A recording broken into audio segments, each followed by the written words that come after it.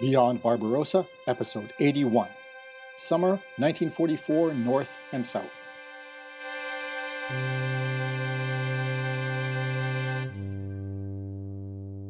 The Red Army's seemingly unstoppable steamroller took Stanislav in the Carpathian foothills, Bialystok in northern Poland, Dvinsk in Latvia, and the Shaulyai rail junction between Riga and East Prussia.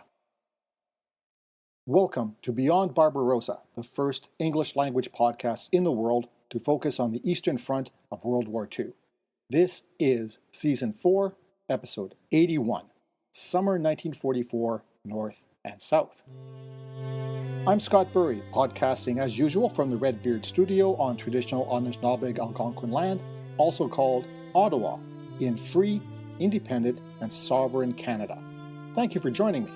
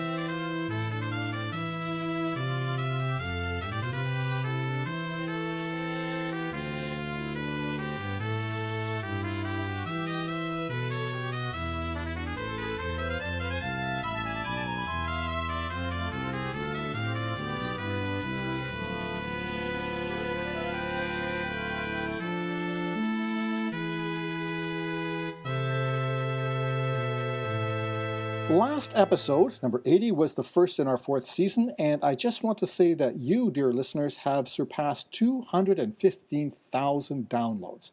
Thank you very much. Before I go on, I just want to remind everyone that you can get episodes early and ad-free by supporting on Patreon. Patreon patrons also get free bonus episodes from time to time, such as profiles of Georgy Zhukov or Semyon Timoshenko, descriptions of the invasion of Poland and the winter war against Finland, and more. Just go to patreon.com/beyondbarbarossa. Last episode brought us up to date in July and August 1944 with a description of the launch of what's now called the Lvov-Sandomierz operation starting 13 July 1944. Stalin would later call it the sixth blow against Nazi Germany of the year. And last episode ended as the Red Army entered the city of Lvov, now called Lviv, on 26 July, not even 2 full weeks after the start of the campaign on the 13th. So, now we're going to look at the second half, or the later part of July and some of August 1944. But before we do that, it's time for our regular feature, What Else is Happening in the War?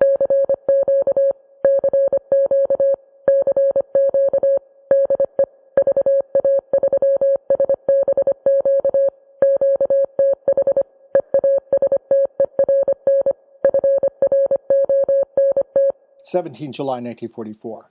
General Erwin Rommel, famous for commanding the Afrika Korps, is wounded in France when his car is strafed by the RAF. 18th July. U.S. forces liberate the city of Saint-Lô in Normandy. The same day, General Tojo resigns from the Japanese government, and Emperor Hirohito asks General Kuniaki Koiso to form a new government. July 19.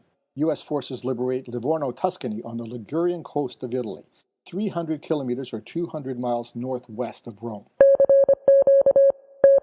20th July. Colonel Klaus von Stauffenberg leaves a bomb in a briefcase in Hitler's briefing room in his Wolf's Lair, or eastern headquarters in Rastenburg, East Prussia. By luck or a miracle or demonic intervention, Hitler survives the attack, although is wounded, and German generals' heads roll. 21st July, U.S. Marines land on Guam in the Pacific. 22nd July, Hitler allows the Wehrmacht to withdraw from the Narva River, the border between Russia and Estonia, 20 kilometers west to the Tannenberg defensive line. 23rd July. The Polish Home Army helps the Red Army drive the Germans out of Lviv in the Lvov uprising, as Lvov is Polish for Lviv. As discussed last episode, in Thanks for the Assistance, the NKVD, or Soviet Security Force, arrests and imprisons all members of the Home Army they could. 24th July. U.S. Marines land on Tinian Island, the remaining Japanese holdout of the Marianas Islands. Same day in Normandy, the Allies break out of Saint-Lô and take Coutances. Unfortunately, in this breakout, American bombers mistakenly bombed their own troops in the process. 3rd August, U.S. and Chinese troops capture Myitkyina in northern Burma from fierce Japanese opposition. On 4th August, the Allies liberate Florence, Tuscany, Italy. In retreat, the Germans destroy historic bridges and buildings. That's what else was happening in the war outside of the Eastern Front. Now let's focus on the Eastern Front. Last episode described the Red Army's capture of Lviv, called Lvov by the Russians, Lvov by the Poles, because before the war the city had been within Poland, also called Lemberg in German, because it had been in the Austro-Hungarian Empire before the First World War. The town of Przemysl fell to the Soviets the same day that they took Lvov. Now, Przemysl is northwest of Lviv on the Bug River. Some Red Army units managed to cross the Bug River. Even as Red Army boots set foot in Lviv, the Stavka, the Soviet High Command, issued new orders. Push farther north-northwest to Stanislav, and after that, Sandomierz. See Map 2 on the webpage for this episode. However, the Germans had built 3 consecutive defensive belts on the way to Sandomierz. Hitler also repeated his mistake again of defining certain cities as strongpoints, where the Wehrmacht was ordered to hold on against any Soviet attack, no matter what. These included Novoruskaya and Brody, which were already destroyed, and it also included Stanislav. This strategy, the fortress cities, never worked. All it meant was a waste of once strong German units, which could otherwise have been withdrawn and used much more effectively in active withdrawal. Evan Maudsley describes this in his book, Thunder in the East. By the 4th day of the 1944 penetration, the lead Soviet tank units were over the Bug and racing for the next river line 60 miles to the west, the San. The major objective reached by Konyev's armies was a bridgehead over the upper Vistula River near the little town of Sandomierz.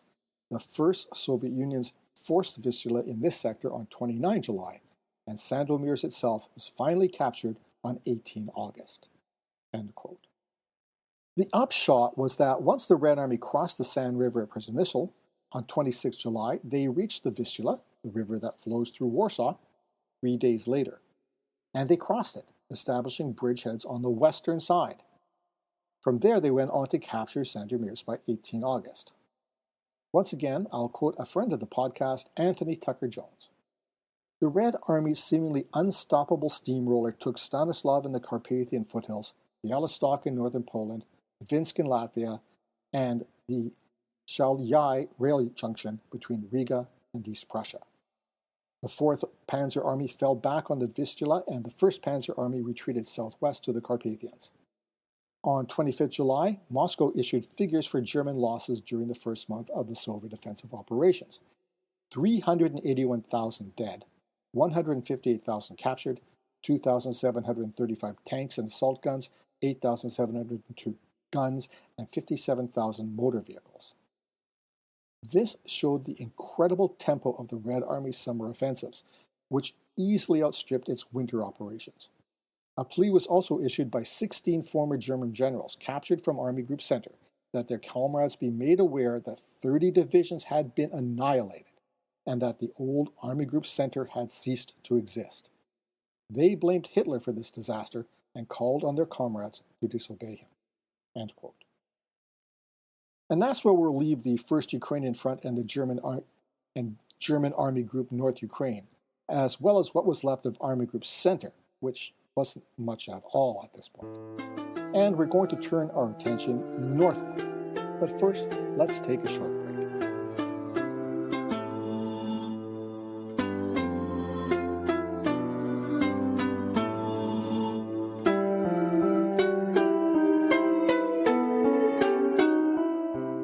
As Scott elegantly describes in each episode of Beyond Barbarossa, the war on the Eastern Front was truly gargantuan, both in terms of its geography and its destructiveness. But given that there is so much territory to cover, and that so many millions of men were involved in the fighting, it's perhaps inevitable that some battles from the Eastern Front get overlooked. I'm David Sumner, and I'm the host of Europe at War, a weekly podcast exploring lesser-known battles and stories of the Second World War with a particular focus on the Eastern Front.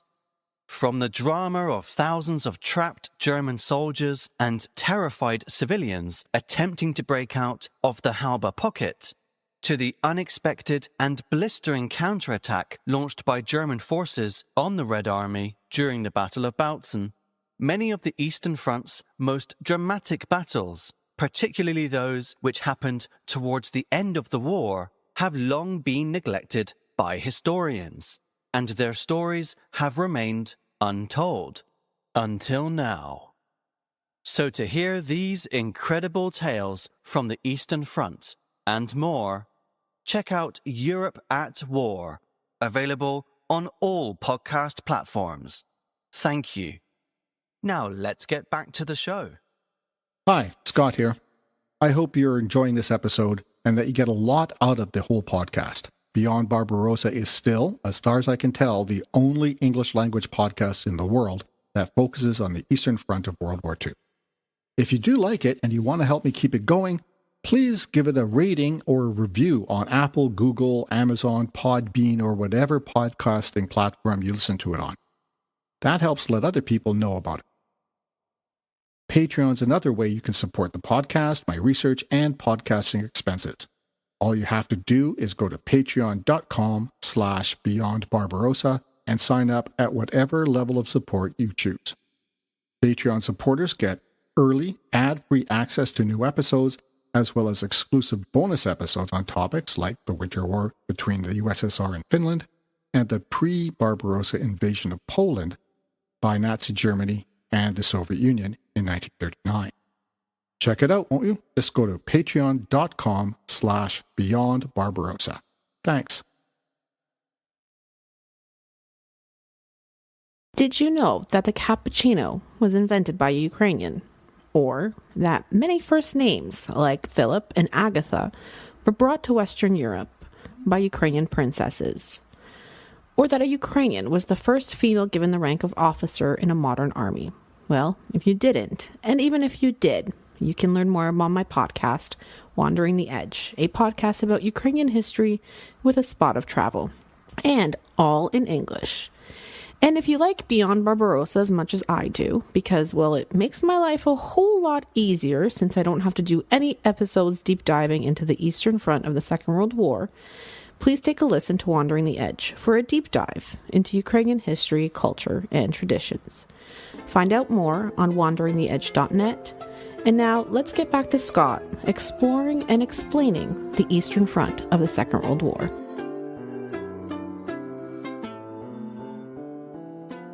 Welcome back to episode 81. We've wrapped up the Lvov-Sandomierz operation in Ukraine and Poland for the time being. Now let's shift our focus northward to the Baltic states, specifically Estonia. Most historians cite the end of the Siege of Leningrad as 27 January 1944. From there, the Red Army's Leningrad Front, Volkhov Front, 2nd Baltic Front, and the Baltic Fleet, in all 57 divisions, pushed the Wehrmacht back to the Narva River, the pre-war border with Estonia. Despite continued operations through the winter and spring, the front more or less stagnated there. You can review that in episode 68, after you finish with this episode, mind you. Most of Stavka's attention from that point was in the south, in Ukraine and Crimea. And yes, they launched a major offensive against Finnish forces in Karelia, as discussed last episode. But there wasn't much movement, or any at all, against German Army Group North for months. On 7 June, the Leningrad front sent human wave attacks all along the Narva front. As you can expect, they suffered horrendous casualties that no other military would ever accept. Despite that, they reached German positions, but failed to dislodge them. And now we'll shift our attention another 150 kilometers north to where the Red Army launches offensive against the Finns in Karelia, in the isthmus between Lake Ladoga and the Gulf of Finland. They didn't get far, and they lost a lot of men and equipment, but they did retake the city of Viipuri, now called Viborg. The fighting there peaked on 25th June in the Battle of Tali-Ihantala, the largest battle ever fought in the Nordic countries. At this point, the Soviets regained all the territory they had taken from the Finns during the Winter War in 1940 and had lost during the Continuation War after 1941. All that was covered last episode as well. So that's context. We're going to move back again south to the Russian-Estonian border. And you can look at this in map 3 on the webpage for this episode. 1 week into the Battle of Narva, so that's along that river, starting 12th June, the Soviet Second Shock Army attacked Ivangorod, southeast of the Narva bridgehead. This too was repulsed by a small Danish group of the Waffen-SS. There were other attempts that only led to more Red Army deaths with little effect on the German occupiers. Taking a look at map 3, which is unfortunately in Cyrillic lettering, you can see the major town of Narva on the Narva River. Narva on that map looks like Hapaba in Roman letters, so H-A-P-B-A, but in Cyrillic it's pronounced Narva. If you go lower and to the left on the map, which is southwest, you'll see where 2 of the arrows diverge west and northwest and west-southwest. What looks like K-P backwards N-A-C-O-O. This is Kravasu. That's where the Red Army concentrated its forces to strike northward to the railroad station at Over, which looks like Aibepe, a town on the rail line west of Narva Hapba. The Soviet Second Shock Army included the 131st and 191st Rifle Divisions, the 109th Rifle Corps, the 8th Estonian Rifle Corps, 2 artillery brigades, a separate heavy artillery division, 4 rocket launcher regiments, an anti-tank regiment, and another 62 armored vehicles. They also brought in the Red Air Force, 546 bombers. In all, 46,385 troops. Against them were 17,100 German troops guarding the Over station. After the Soviets swept through Ukraine in the spring and then Bielorussia in Operation Bagration in episode 78, against Hitler's orders, Infantry General Johannes Friesner, commander of Army Detachment Narva, ordered another defensive line constructed 15 miles or 24 kilometers west of Narva. This was the famous Tannenberg Line. On 20th July, the Red 8th Army attacked Narva again. This is while Operation Bagration is still going on, and the Lviv offensive as well. Despite being outnumbered and outgunned, the Germans, with Estonian units, managed to hold them off and inflict heavy casualties. A word about the Estonians supporting the Germans. Like other small nations in Eastern Europe, the Estonians did not enjoy their occupation by the USSR. Many young Estonian men, like many in Ukraine and other countries, joined the Germans to resist the advance of the Red Army in hopes of establishing a free and independent country of their own when the war was over. Things didn't work out quite that way. Back to Narva. The Germans and Estonians held the Red Army back for 5 days, inflicting 3,000 casualties and destroying 29 tanks and 17 fighter planes, at a cost of 800 casualties, 200 dead, 600 wounded. Then, on the night of 24th to 25th July, the Germans and the Estonians withdrew to that Tannenberg defensive line. The Red Army moved into Narva on the 26th of July. The next day, the Red Army's 201st and 256th Rifle Divisions attacked the Tannenberg Line. Again, the Germans and Estonians inflicted heavy damage, but by the end of the 28th, the Estonian battalion was destroyed. On the 29th, the German 3rd Panzer Corps had only 7 tanks left. Even so, they launched a counterattack that pushed the Red Army back. By 1st August, there were only a few thousand Red Army soldiers left. But the USSR had a lot more resources to draw on, and the Wehrmacht did not. Stavka sent in reinforcements, and on 2nd August, 20,000 soldiers attacked the Tannenberg Line again. But they were again unsuccessful. And by 10th August, the offensive to destroy the German Narva battle group was called off. And that brings us to the end of this episode of Beyond Barbarossa. Thank you for listening to the latest episode of the first English language podcast that tells the full story of the Eastern Front of World War II. As always, I've posted some photos and maps on the webpage for this podcast to help you understand how these operations went.